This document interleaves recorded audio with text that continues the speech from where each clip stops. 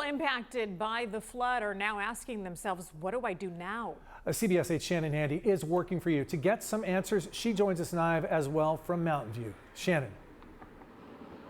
Yeah, Carlo and Heather Kelly just spoke at length about that channel that the neighbors were concerned about. And the majority of homes here in this Mountain View neighborhood were damaged because they back up to the channel, which is behind me. Now, this is supposed to have water flow through it when it rains, but you can see all of the trees and debris that are blocking it. And while some of that was here already and some actually came because of the rain, people who live in the area say this channel has not been maintained the way it should have been, and because of that it flooded and created this huge mess. Debris that's on the fence right there, that wasn't there, so the water was that high. It came in, you can see the water level here. That's how far it was. You can see the water level over here.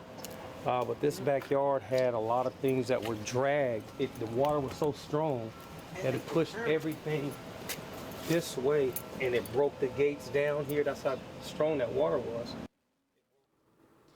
Irvin Torian showed me the damage behind the home he lives in on South 42nd Street. The backyard, as you can see in this video, is covered in mud and debris. Right now, he and his girlfriend are sleeping on a couch inside the home and aren't quite sure where to go from here. It's a question a lot of people have right now. So I interviewed Jeff Toney, who is in charge of the county's Office of Emergency Services. I asked him what steps should people take. He says, for starters, contact your insurance agent to see what coverage, if any, you have.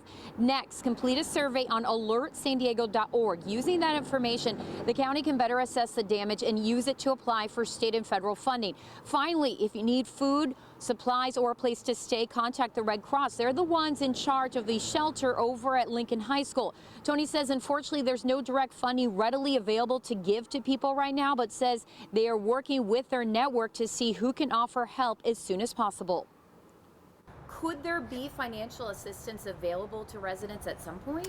So we will lean on our nonprofit organizations, our partners. We have a big network, Red Cross, Salvation Army, Suu Kyi, Team Rubicon, we work with constantly during disasters. So that's step number one, and step number two is working with the state and federal government on to see what resources they can bring down to us here at the county.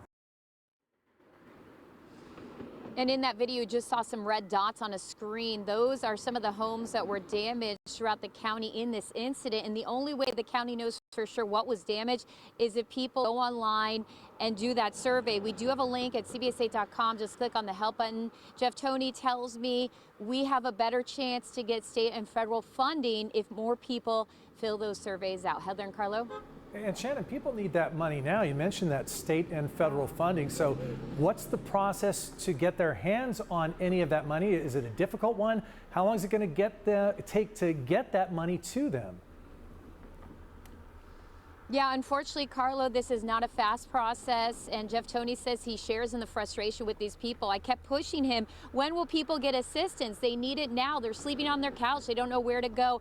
He says when it comes to the state and federal funding, basically they have to apply using their damage assessments, which those surveys help with, and it could take days or several weeks. And that's why at this point they need to turn to organizations such as the Red Cross and other local nonprofits to get, food vouchers, hotel vouchers, or that shelter over at Lincoln High School. That's what people can access right now. But really, no one can just walk to the county or walk to the city and get a blank check. That's just not realistic in these types of situations, as much as the people need help right away. Yeah, a little bit of short-term help out there with some of these nonprofits, but the long-term help, it seems like a lot of people are kind of shrugging their shoulders right now. Shannon, we will continue to follow this story and appreciate your coverage. Coming up tonight at 6, the city